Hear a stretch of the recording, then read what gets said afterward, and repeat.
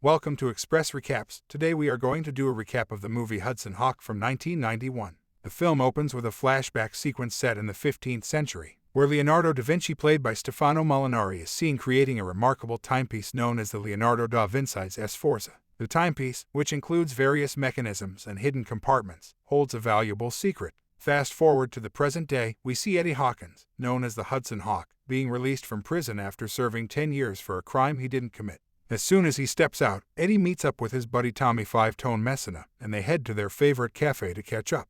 At the cafe, Eddie and Tommy enjoy a coffee and discuss their future plans. Eddie dreams of living a normal life away from crime, while Tommy wants to get back into the business. Suddenly, their peaceful moment is interrupted when the eccentric and wealthy Darwin and Minerva Mayflower enter the cafe with their bodyguard, Butterfinger. The Mayflowers reveal their plan to Eddie and Tommy. They want them to steal 3 famous Leonardo da Vinci artifacts: Codex, a device that can turn lead into gold; the Sforza, a key to a secret vault; and the Da Vinci horse sculpture. Unwilling to participate in their scheme, Eddie and Tommy decline the offer. Meanwhile, the CIA, led by George Kaplan, is secretly observing the conversation. They want the artifacts as well and are determined to use Eddie and Tommy to get them. Agent Snickers is assigned to tail Eddie and Tommy and gather intelligence. Meanwhile, Mayflower and Minerva convince Eddie to steal several works of art, including one piece housed in the Vatican. Reluctantly, Eddie agrees to go along with the plan, knowing that failure could mean his parole revoked and a return to prison. Eddie's longtime partner in crime, Tommy 5-Tone Messina, played by Danny Aiello, also gets involved in the scheme. Eddie and Tommy successfully infiltrate the Vatican and retrieve the desired artwork, but things quickly go awry. They are pursued by a team of deadly assassins known as the Mint Juleps, led by the sinister Almond Joy, played by Don Harvey, and Kit Kat, played by David Caruso. A series of chaotic and humorous chase sequences ensue, showcasing Eddie's skills as an acrobatic thief. In the midst of the chaos, Eddie encounters a mysterious British woman named Anna Barrackley, played by Andie MacDowell, who seems to have her own agenda. She reveals that she is a nun working undercover for the Vatican, and they need Eddie's help to retrieve the stolen artifacts. Reluctantly, Eddie agrees to assist Anna. Eddie, Tommy, and Anna head to a museum where the Codex is on display. Using his expert cat burglar skills, Eddie manages to steal the Codex while avoiding laser beams and security guards. As they escape, they are pursued by Butterfinger, who is quickly dispatched by Eddie's clever maneuvers. The trio escapes to a nearby rooftop, where they are cornered by Snickers and his team. Eddie negotiates a deal with Snickers. If they help him retrieve the remaining 2 artifacts, he will give them the Codex. Snickers reluctantly agrees, and they form an unlikely alliance. Their next target is the Sforza, which is held in the Vatican. Eddie, Tommy, Anna, and Snickers break into the Vatican, where Eddie's knowledge of the layout and secret passages proves invaluable. They manage to steal the Sforza, but not before Eddie has a comical encounter with a group of monks during a Gregorian chant. As they make their escape, the team is intercepted by the Mayflowers and their henchmen. A chaotic chase ensues, with Eddie and his crew narrowly avoiding capture and showcasing their acrobatic skills. Eventually, they manage to outsmart the Mayflowers and escape with the Sforza intact. With the first 2 artifacts secured, Eddie and his team regroup at a safe location. The countdown begins as they prepare for their final heist, stealing the Da Vinci horse from a heavily guarded castle. Eddie and his team, accompanied by Anna and Snickers, arrive at the castle where the Da Vinci horse is kept. They devise a plan to enter the castle by pretending to be a band, using their musical talents as a cover. Disguised as a band called the Candy Bar Express, they make their way inside, bringing their instruments loaded with various gadgets and tools. Once inside, they split up to navigate the castle's intricate security systems. Eddie and Anna head to the vault, while Tommy and Snickers distract the guards with their performance. Eddie and Anna manage to disable the security measures and open the vault, only to discover that the Da Vinci horse is missing. Unbeknownst to them, the Mayflowers had already stolen the Da Vinci horse and replaced it with a fake. Frustrated but determined, Eddie decides to retrieve the real artifact, leading the team on a wild goose chase. Meanwhile, Kaplan and his CIA team continue to monitor Eddie and his crew. Kaplan suspects that Snickers might have his own agenda and orders his team to keep a close eye on him. Eddie and his team track the Mayflowers to their mansion, where they discover a secret underground lair filled with stolen art and treasures. They witness the Mayflowers discussing their plan to use the stolen artifacts, including the Codex and the Sforza, to create a machine that will turn lead into gold, granting them unlimited wealth. In a daring move, Eddie and his team infiltrate the mansion to retrieve the real Da Vinci horse. They encounter numerous obstacles, including deadly traps and skilled henchmen. Eddie showcases his agility and resourcefulness, narrowly escaping danger at every turn. During their search, Eddie discovers that the Mayflowers have also captured Tommy. Having narrowly escaped the Mint Juleps, Eddie and Anna find themselves pursued by Mayflower's henchmen once again. The duo seeks refuge in a convent, where they encounter a group of nuns who are secretly trained operatives. The nuns help Eddie and Anna escape, providing them with valuable information about Mayflower's ultimate goal. Meanwhile, Mayflower enlists the services of the brilliant but deranged scientist, George Kaplan. Kaplan is tasked with constructing a machine that will harness the power of the Leonardo da Vinci's Sforza to transform lead into gold.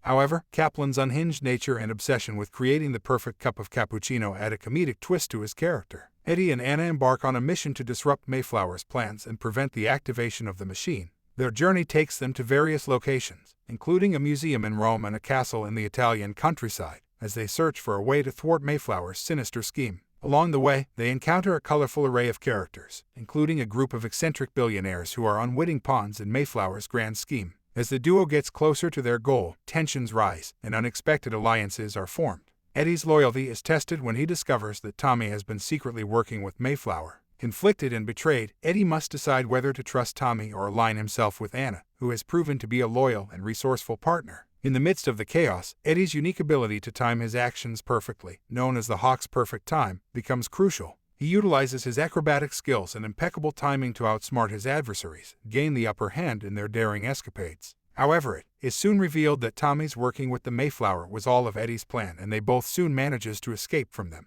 After successfully stealing the Codex from the Vatican, Eddie is captured by the CIA and brought before George Kaplan, the head of the agency. Kaplan reveals that the CIA has been monitoring Eddie's activities and is aware of his involvement with the criminal organization led by the eccentric Mayflower. Mayflower, desperate to possess the Codex for his own nefarious purposes, has been manipulating Eddie into completing a series of heists. Kaplan proposes a deal to Eddie, assist the CIA in recovering the Codex from Mayflower in exchange for his freedom. Initially reluctant, Eddie agrees, realizing that this may be his only chance to escape the clutches of both Mayflower and the CIA. Under the watchful eye of the CIA, Eddie is equipped with the necessary gadgets and surveillance devices to carry out the mission. He is joined by his loyal partner in crime, Tommy Five-Tone Messina, as they embark on their next adventure. The duo infiltrates an extravagant auction hosted by Mayflower at his lavish mansion. The event is filled with an eclectic mix of guests, including eccentric billionaires and art collectors. Eddie and Tommy pose as a flamboyant Spanish artist and his assistant, respectively, adding a touch of hilarity to their undercover roles. As the auction progresses, Eddie and Tommy come face to face with several challenges. They encounter a seemingly invincible butler named Alfred, who engages in a slapstick-style fight with Eddie. The absurdity of the situation amplifies the comedic elements of the film.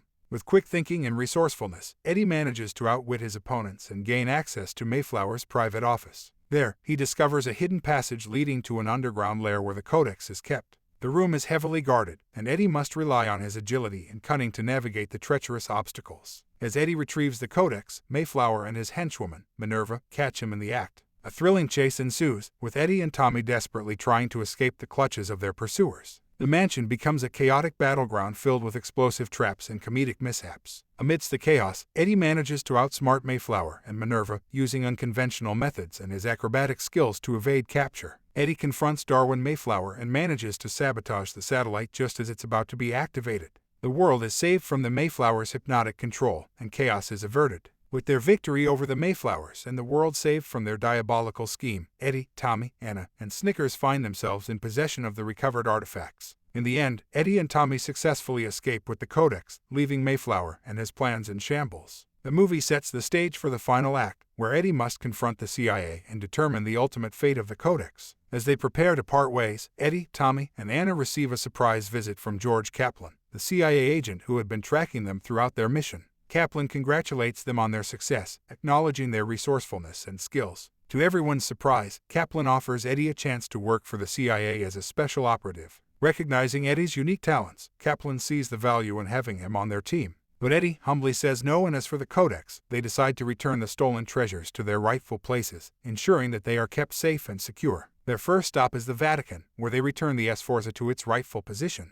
Eddie, Tommy, and Anna are greeted by grateful Vatican officials, who express their gratitude for the recovery of the valuable artifact. The team basks in their accomplishment, knowing that they have helped preserve history and thwarted the Mayflower's plans. Next, Eddie, Tommy, and Anna make their way to the museum where the Codex was stolen from. They return the Codex, once again receiving appreciation from the museum staff for their efforts. The team's actions have not only saved the world but also restored valuable pieces of art and history. However, the Da Vinci horse still remains in their possession. Aware of its importance and historical significance, Eddie, Tommy, Anna, and Snickers decide to find a suitable place to house the sculpture permanently. They reach an agreement to return it to the castle where it was originally kept, ensuring its preservation and keeping it out of the wrong hands. Returning to the castle, the team finds a secure location to house the Da Vinci horse, knowing that it will be safe and well preserved there.